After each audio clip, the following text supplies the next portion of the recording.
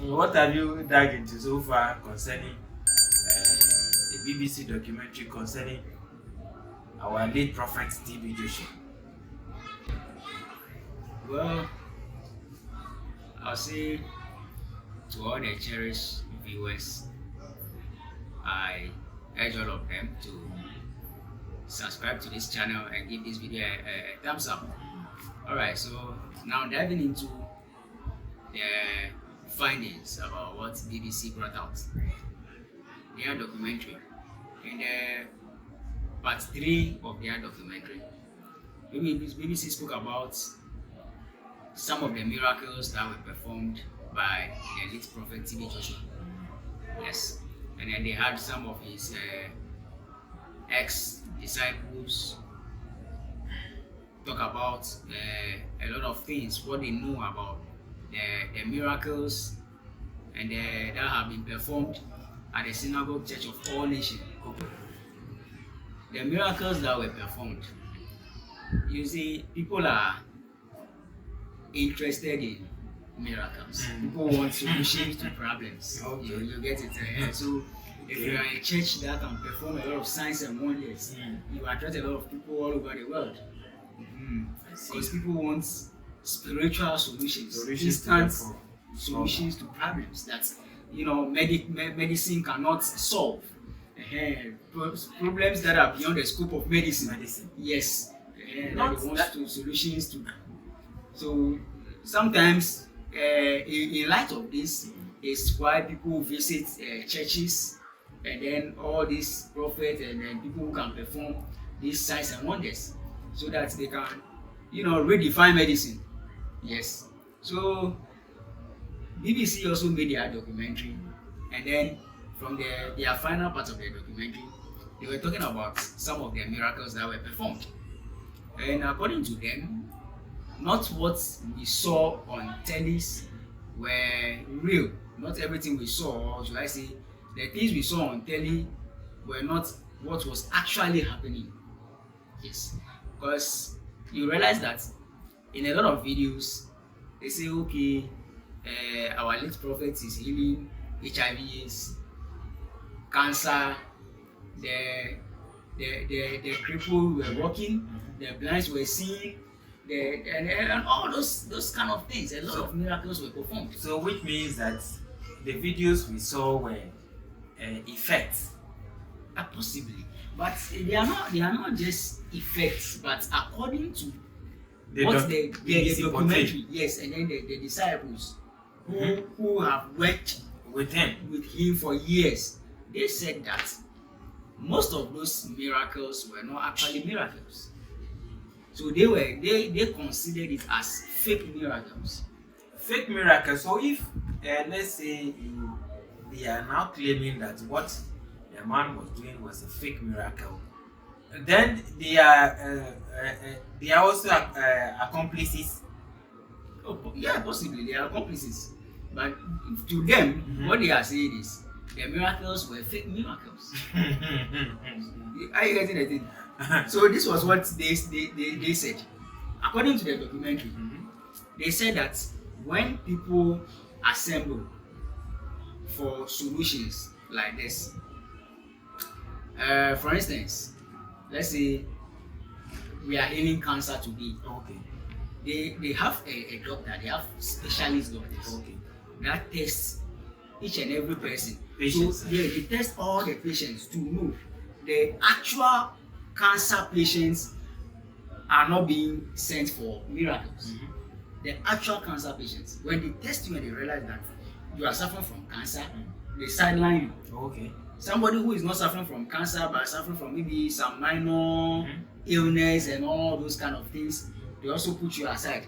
They put all those people on treatment before the miracle. They put them on treatment. So assuming you, let's say you can't, you have problem with your knee, maybe your knee is paining you, and then they say, okay, before you appear before the man of God, you must sit in a wheelchair. You cannot appear before the man of God standing. You must sit in a wheelchair, and you must also dramatize the whole thing. Man of God, help me, I cannot walk. Help me. You have to dramatize the whole thing. Why should they appear before the man of God? Why should they do that? Maybe for instance, I know that it is my arm that is paining me. Yes. Why should I sit in wheelchair before I appear to the man of God? And you see, when it happens like that, everybody wants to meet with the man of God. Mm-hmm. You must follow the instruction. It's either you follow the instruction to appear before the man of God, or you disobey and go home. Yes, it's as simple as that. And there are people responsible for writing the various illnesses on the placards that they carry. Okay. So they write, okay, this person is suffering from cancer.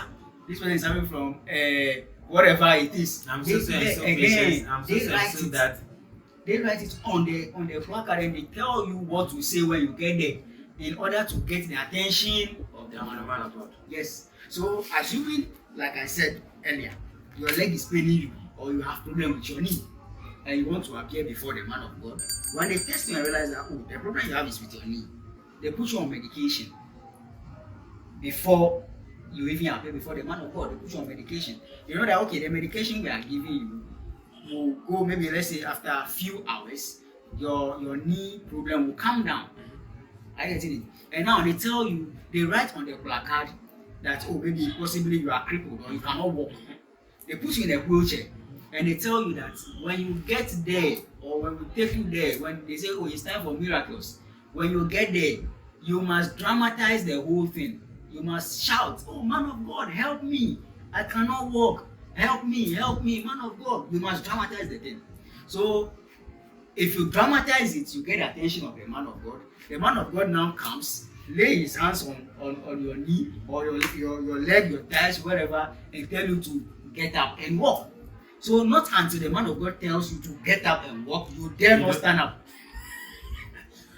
Yes, you dare not stand up. So you must be in the wheelchair. When the man of God says, okay, in the name of God the Father, the Son of God, I command you, get up and stand up. You touch your knee, touch your thighs, touch your... Then when you say, I command you to stand up, and then you stand up. Now you can stand up. Aside that, you dare not stand up. So that's what they were saying. No, but the point too is that maybe for instance, somebody going to seek for medical attention or miracle, because when you are going to the hospital, that's when we call it medical attention. Yeah. And when you are going to a church or spiritual center, they say you are going to seek for miracle. That is yes. Miracle. So you go for a miracle, all right. But then they give you drugs to help with the miracle process. Yes. So which means is combining both scientific methods and then spiritual methods. That's to quicken or to hasten the deliverance. Deliverance. But you see, one thing that got me confused too is this. You see, one of the disciples said that. Not even one. A couple of the disciples said that. Most of those patients were told that God heals. So of course they should do away with their medicines. Of course, God heals. According to their Christianity. So God heals. Yes. So these are based on your faith. Based on your faith. These are people who came to the church, and some people had to throw away their medicines. So which means that most of them were already on medication. They were on medication from various hospitals or from medical facilities. They were on medication before coming there. But with the belief that, oh, God heals, so I've come to seek spiritual help, spiritual healing. Most of these people were advised to throw away their medicines. You get it? They were advised to throw away their medicines. And they also said that they've watched most of these people die few months after they threw away their medicines in expecting God to give them permanent healings and all those things with whatever ailments they were suffering from. So wait. Are they saying that most of the people who come there to seek for miracle, to seek for a miracle from the man of God, die over there, or maybe when they go home, or before they die? When they go home, most of them end up dying. So which means that the miracle or the the spiritual help they came seeking for, they couldn't get it. So they still end up dying. But here, realize the case, these are the same people who come there with the expectation that, oh, once I have this problem, this ailment, for example, a cancerous patient coming there, oh, once I come, maybe God will be able to help me and then my cancer will go. So I will not die, I will live longer. Because these people come there, some of those people are already on medications. When they come there, they are still told that, oh, okay, God heals and all those things. So forget about your medicines. Don't worry. Just pray. Seek the face of God. The man of God will pray for you. You will be healed and all those things. Most of them end up throwing and doing away with their medications. And then after the healing process, whereby the man of God prays for them and all those things, they don't take their medications again. So you realize that few months after, they still end up dying. Hold on. So don't you think these so-called disciples, they are rather doing a disservice to the people who came there seeking spiritual healing or spiritual healing from the man of God. So if they are telling me today, or they are telling the whole world today, that the people threw away their medicines the medications that they were on before they came to the spiritual facility, then they are rather doing a disservice to the people, because the man of God will only come in contact with them at the final part. Exactly. But so for them, they are just carrying out instructions. For them, according to them, or maybe the way they sound, to them, they are only carrying out instructions. No. This one I disagree with them. Honestly speaking, you are carrying out instruction, and a patient or someone coming to seek for medical attention, and you know very well that before this person will see the man of God, it will take a couple of days or a couple of weeks. Yes. So use as am I permitted to use this word? You as a wise person, would you tell that patient or that person that he or she should throw his or her medicine away? Meanwhile, the number of days the person will spend there before seeing the man of God it can't be quantified, or it's not even a short. Because I learned some people can be there up to even the least 6 months before they will see the man of God. So just imagine someone like that is on medication before coming there. Yeah. And then you, as wise as disciple, as you claim, will you tell that person to throw away his or her medicine? So they are rather doing a disservice to the people, not the man of God. Yes. Because the man of God is just there to touch them at the final day to clear off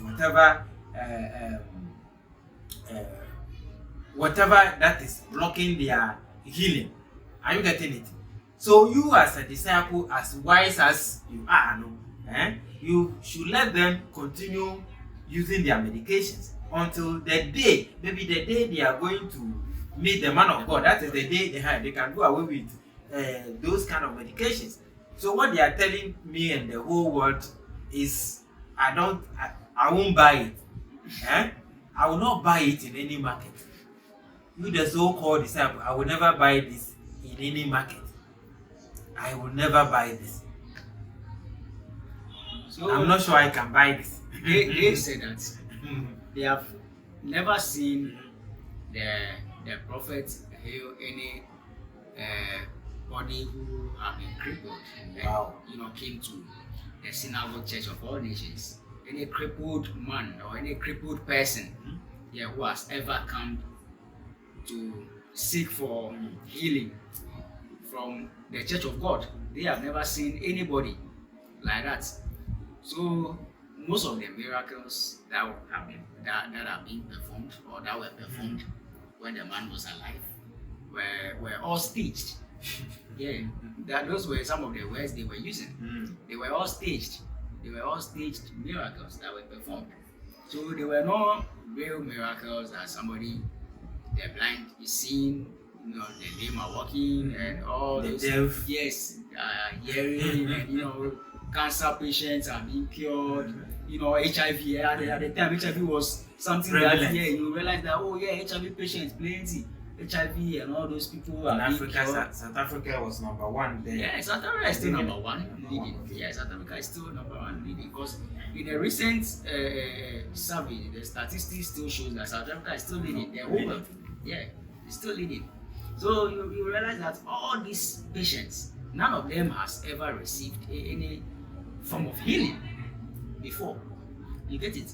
And then at a time too, this guy, this Nollywood actor, Jamaica. Okay, okay. Let me come in before you continue. Yeah. But all that they've said in the documentary, none of these patients or none of these people's family has ever come out that what the man of God did to my family or family member, or maybe my mother, my father, or my sister, my brother, was a staged one, or so and so. When we came back home,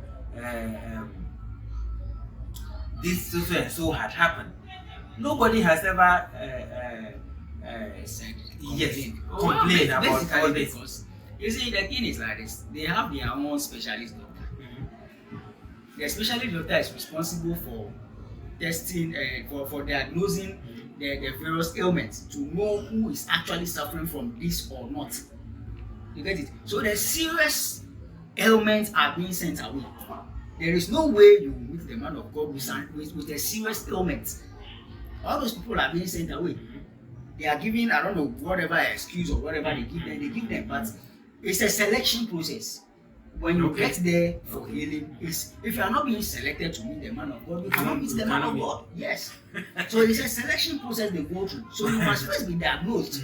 So when they diagnose you and they realize your ailment is a minor one, they put you on medication. Oh, okay. They put you on their special medication. Yes. So even before you meet the man of God, you are, the assurance that your health is getting back in order is guaranteed. Yes. Okay.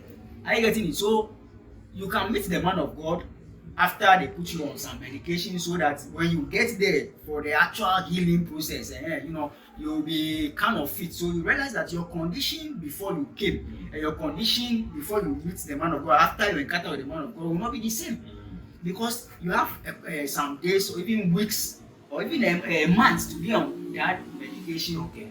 Before you encounter the man of God. So obviously the condition with which you came, you come with, you are not living with the same condition. Are you getting it? Yes, you are not living with the same condition. And here is the case. The only person that I can say came out to say something like this was Jamaica, the popular Nollywood actor Jamaica. Oh, okay. He said that he's a popular man. So obviously there's no way he will go there and then you reschedule him for even another day.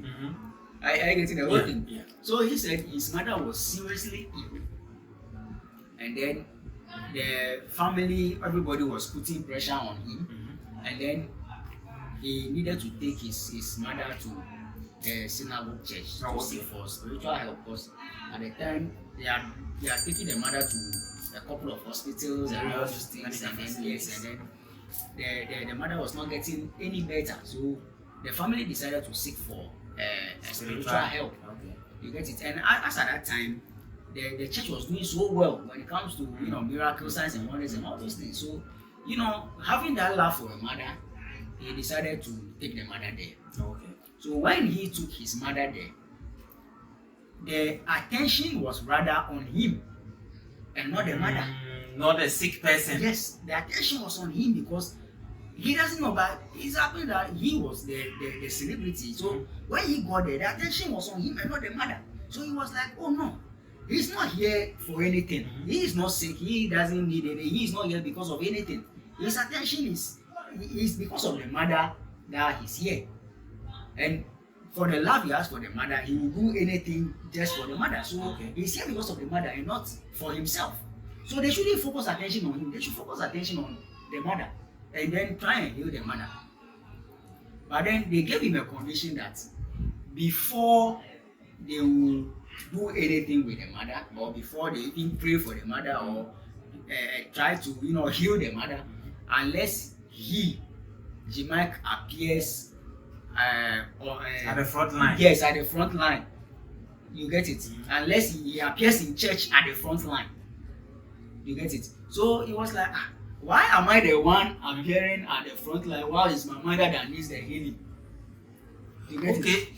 Don't you think most of these things might be planned by these so-called disciples? Because that is to my knowledge, because most often the man of God may not even have time to know who is coming to see him. Maybe only the D-Day that he will have this list of names, that these are the people you will be attending to today, or these are the list of people that will be coming forward today. And then some of the times too, he may not even know them. Maybe the disciples, he will just be going through them and then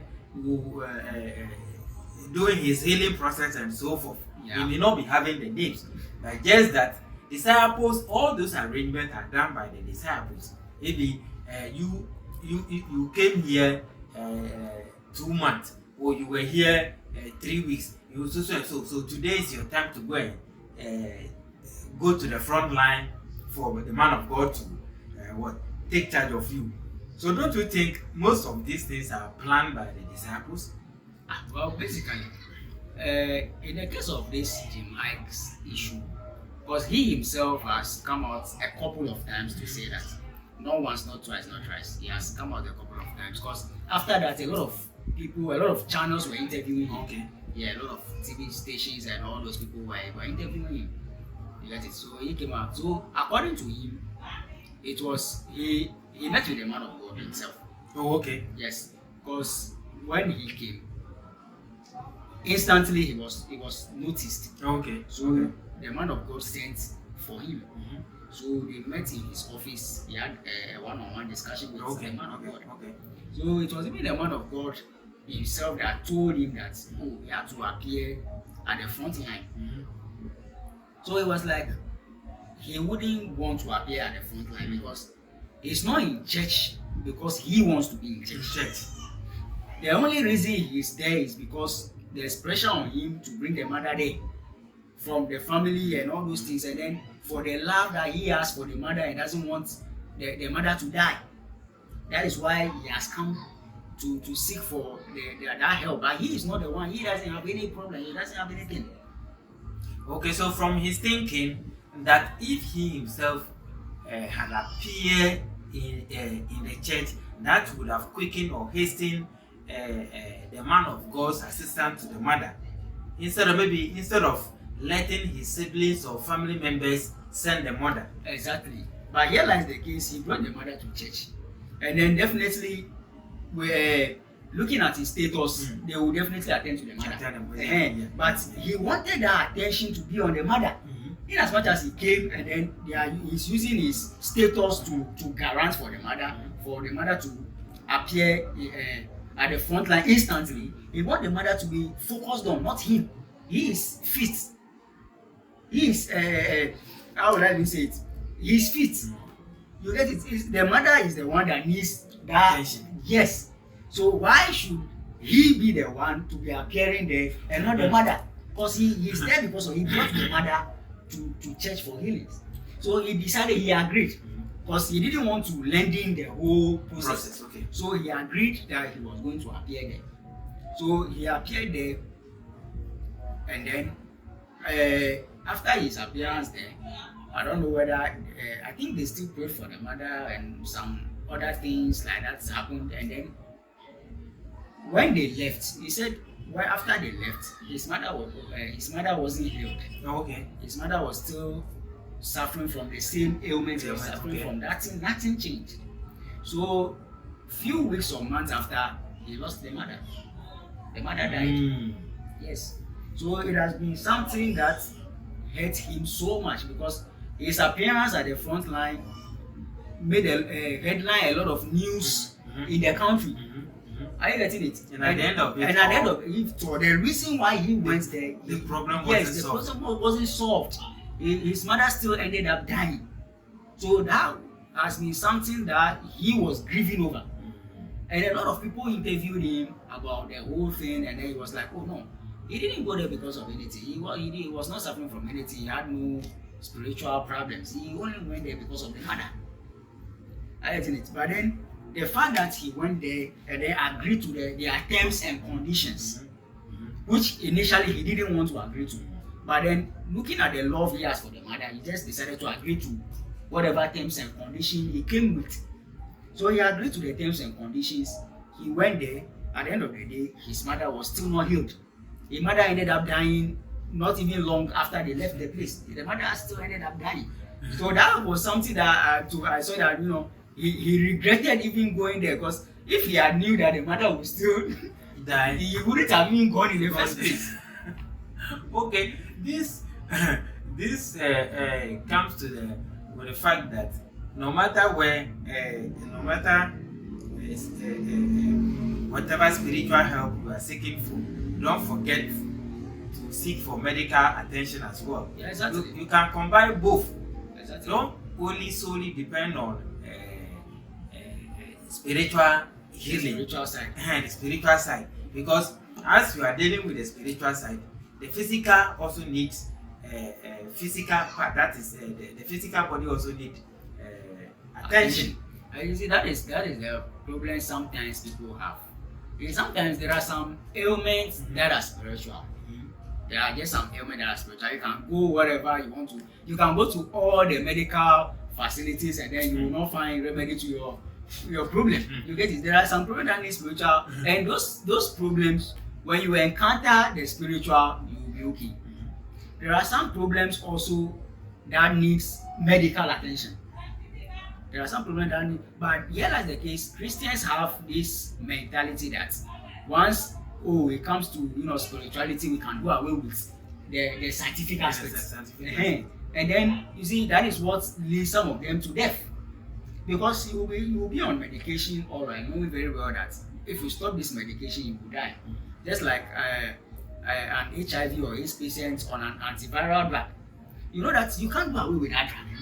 And then you are believing God that, okay, you want to go for a miracle, God will heal you. So you stop taking your antiviral drug for months, just believing that antiretroviral. Yeah, God will intervene and then heal. Yeah, and heal. You get it? Why not keep taking your drug till God intervenes and heals you, and then you go back to run all your tests, and then they confirm that, okay, you are okay. Nothing is wrong with you, or everything is gone. The system is fine. Then you can stop taking the drug. Okay, they said in Namdodo and Sayemkwan. You see, too much of meat in the soup doesn't spoil the soup. So you can be doing your spiritual aspect as well as doing your scientific aspect or the physical aspect, and all those things come together will quicken your healing process. You see, so if you ignore the scientific or the physical aspect and you are only dealing with the spiritual aspect, yes, still there might be something. There might be some things going wrong with your physical body, whereas you are only focusing on the spiritual side. Yeah. So there must be balance here. There must be balance. And you see, even the man of God himself, that was what he was doing according to the disciples, because he had specialists who were doctors, who were putting people on medications. Okay. I get it. So even from what the disciples are saying, that was what he was doing. So you see, but you see that the congregation in question is doing something different. They are only focusing on the spiritual aspects. That God will do it. Then they are forgetting about the scientific aspects.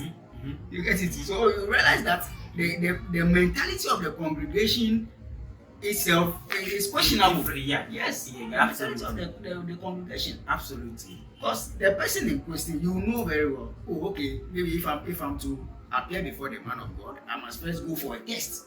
I must be diagnosed and then given some medications and so for some period of time before I appear before the man of God for him to pray for me to seal the healing process. I getting the whole thing. And here is the case. After all those things, you yourself, you decide, or you are told by disciples or whoever, and then you decide that you will not do with your medicines again. Exactly. So you can see that the mentality of the congregation in general is questionable.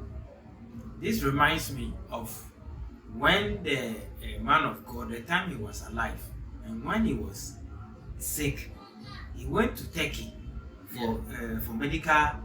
To seek for medical attention. Yeah. He is the same person you people as a congregation you going to seek for medical attention, and then you throw away all your scientific medicines or your physical or whatsoever medicines away that you are going to seek for spiritual help. The same person, when he was sick, he went to Turkey to seek for medical attention. So like the panel said, the congregation must reset their mindset about this whole spiritual system issue, because your pastors or men of God you follow, when they sick, they have their special doctors that attend to them. They go to specialist hospitals. Exactly. Typical example is also this man of God who recently died. This man who died at Kaswa. What was something Boachi?